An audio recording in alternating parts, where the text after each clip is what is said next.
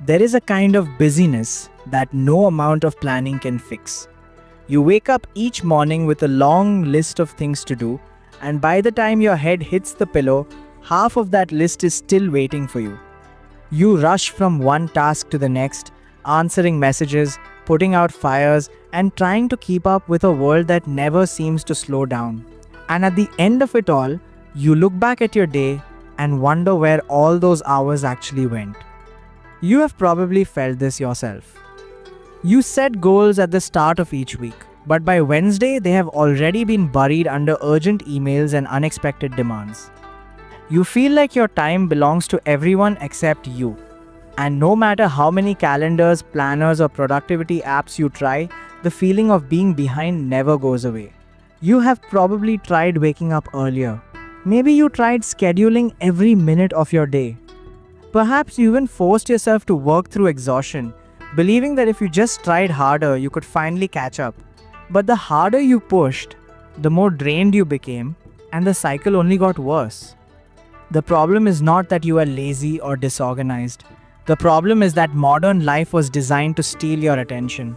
Every app on your phone, every notification, every piece of content you scroll through was built to take a little piece of your time and never give it back.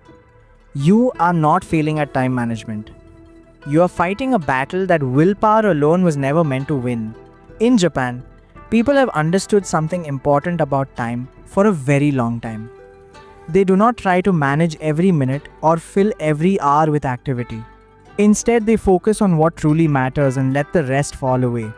They protect their energy, guard their attention, and treat each day as something worth living with care, not just surviving. There is a book called Make Time by Jake Knapp and John Zeratsky that puts this kind of thinking into a simple daily practice.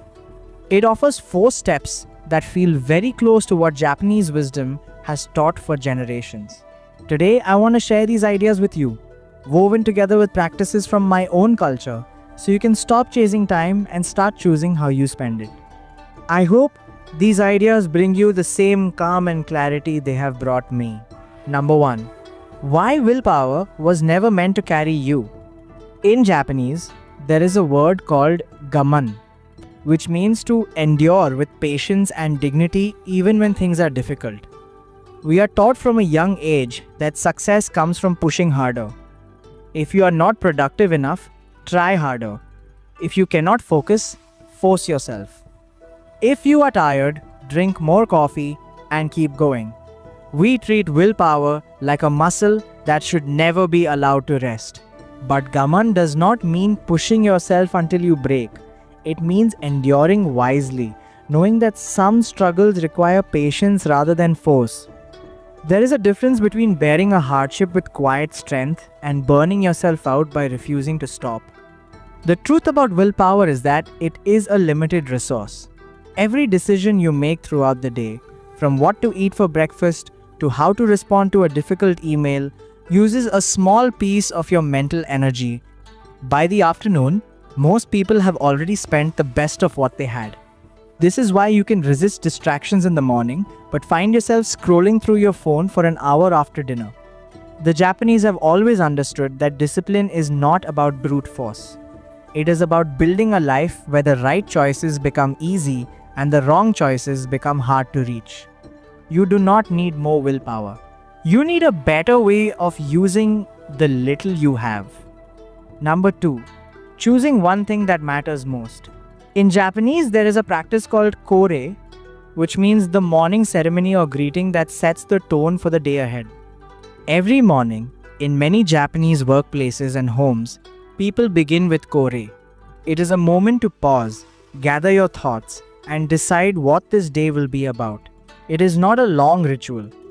Sometimes, it takes less than a minute, but it gives the day a center, a point of gravity that everything else can orbit around. This is very close to what the Make Time framework calls the highlight. Before your day begins, before the emails and messages and demands start pulling you in every direction, you choose one single thing that matters most to you today. Your highlight might be finishing a project you have been putting off.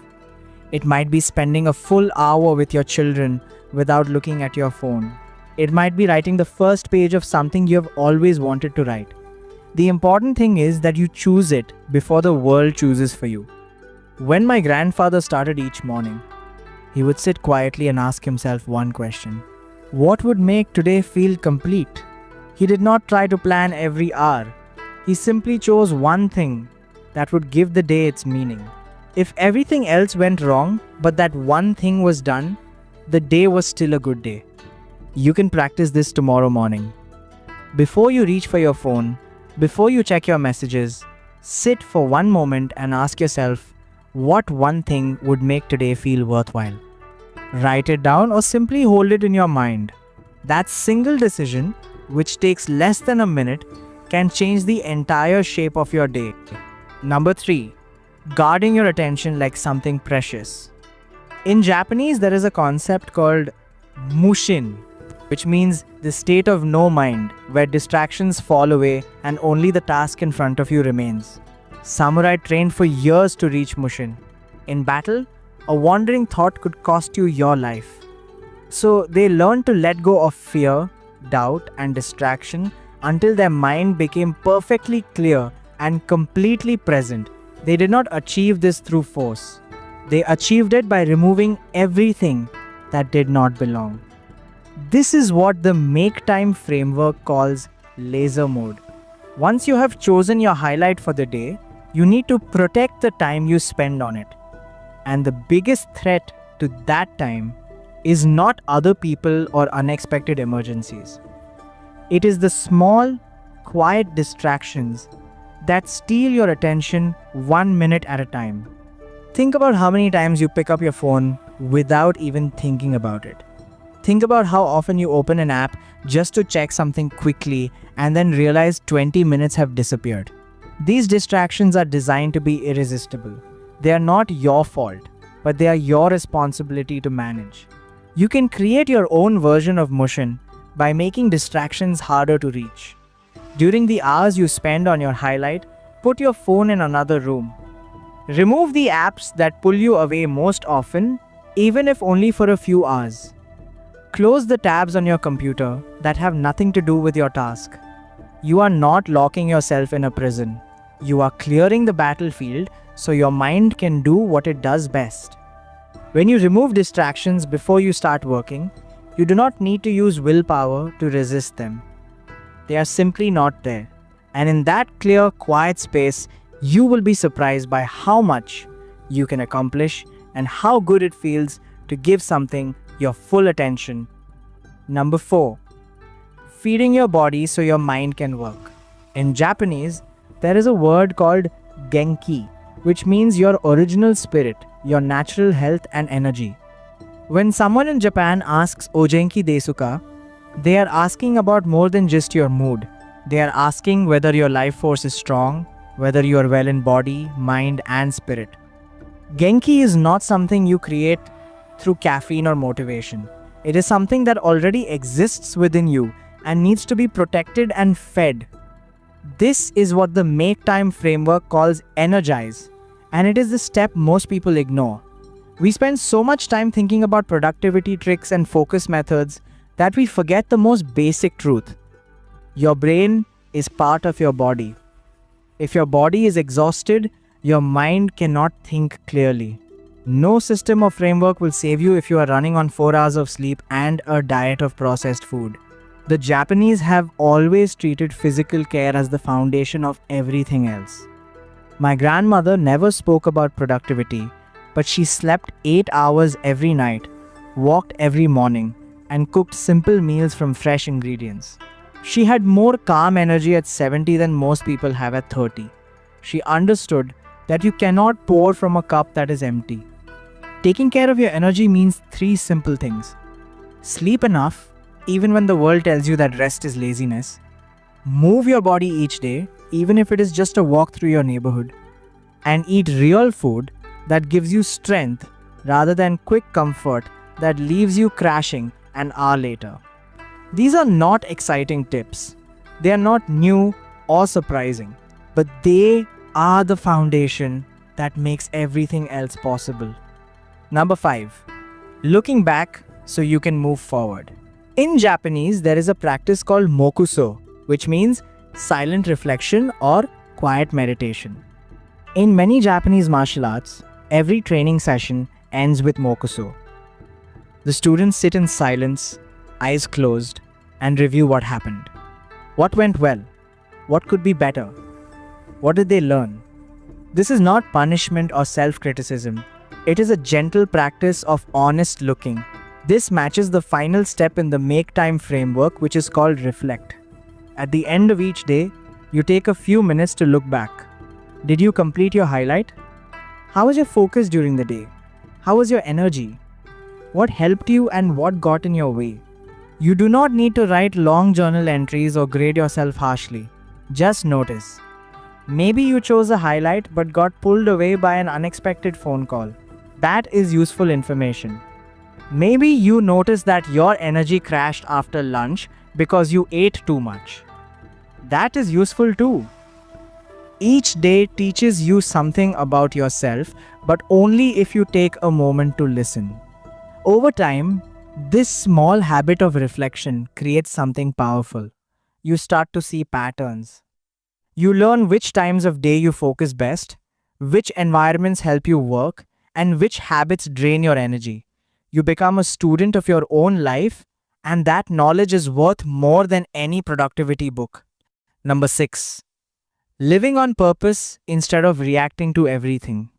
In Japanese, there is a concept called Jiko Kanri, which means self-management, taking full responsibility for how you live your life. Most people spend their days reacting. An email comes in and they respond immediately. A notification appears and they check it without thinking. Someone asks for help and they say yes before considering whether they have the time or energy. By the end of the day, they have been very busy, but none of that busyness was chosen by them. Jiko Kanri is about shifting from reacting to choosing. When you practice the daily cycle of choosing a highlight, protecting your focus, caring for your energy, and reflecting on what happened, you are no longer at the mercy of whatever the world throws at you. You have a center, you have a direction, and while you cannot control everything that happens, you can always control where you place your attention. This shift does not happen overnight. But each day that you choose your own highlight, instead of letting someone else decide what matters, you take back a small piece of your life. And those small pieces add up. Number 7. 1 minute that can change your whole day. In Japanese, there is a word called teine, which means doing things with care, thoroughness, and attention, even the smallest things. One of the most beautiful things about the highlight practice is how little time it takes. Choosing your one priority for the day requires less than a minute. You could do it while your tea is still brewing. You could do it in the quiet moment before your family wakes up. You could do it sitting in your car before you walk into work. But that 1 minute changes everything. On a chaotic day when nothing goes according to plan, you still have your highlight. Even if meetings run long, even if problems come up that you did not expect, even if the day feels completely out of control, you have one thing that you chose for yourself. And if you manage to give even 30 minutes to that one thing, the day was not wasted. Teine teaches us that small things done with care matter more than big things done carelessly. You do not need to rebuild your entire life. You just need to give 1 minute of honest attention to choosing what matters and then protect that choice as best you can. 8. Building change that lasts without force. In Japanese, there is a concept called ki no nagare, which means the natural flow of life energy. In martial arts, ki no nagare describes movement that flows naturally rather than being forced. A master does not fight against the opponent's energy. They move with it, redirect it, and use its own momentum to create something powerful. The result looks effortless, but it took years of patient practice to reach that ease. This is what sustainable change looks like. You do not need superhuman discipline to manage your time well. You do not need to wake up at 4 in the morning or follow a rigid schedule that leaves no room for life. You simply need to repeat a gentle cycle each day. Choose one thing. Protect your focus, care for your body, look back, and learn. At first, it might feel awkward or easy to forget. That is fine. The cycle is forgiving. If you miss a day, you simply start again the next morning. There is no failure in this system, only feedback. Over weeks and months, the practice becomes natural, like breathing. You stop fighting against your days and start flowing with them. The Japanese have never believed that change should feel like war. They believe it should feel like water finding its path down a mountain, gentle, steady, and impossible to stop over time. When I look at all of these ideas together, I notice something they share. They are all about doing less, not more. They ask us not to cram more tasks into our days, but to choose fewer things and give them our real attention. The exhaustion we feel is not because we are doing too little. It is because we are doing too many things that were never truly ours to do. We have given our time and attention to the demands of others without first asking what we ourselves need from each day. The Japanese have always understood that time is not something to be managed, it is something to be respected. Our elders did not rush through their days trying to do everything. They moved through life with calm and care, giving their presence fully to whatever was in front of them. You do not need to change everything at once. That would go against the very spirit of what I've shared today. Instead, try just one thing tomorrow. When you wake up, before the world starts asking things of you, choose your one highlight. Protect it as best you can. Take care of your body. And at the end of the day, sit quietly for a moment and notice what happened. That is all. One small cycle, repeated with patience, can change the way you experience every single day. Thank you for spending this time with me today. I wish you days that feel less like a race and more like a life you actually chose. Take good care of yourself.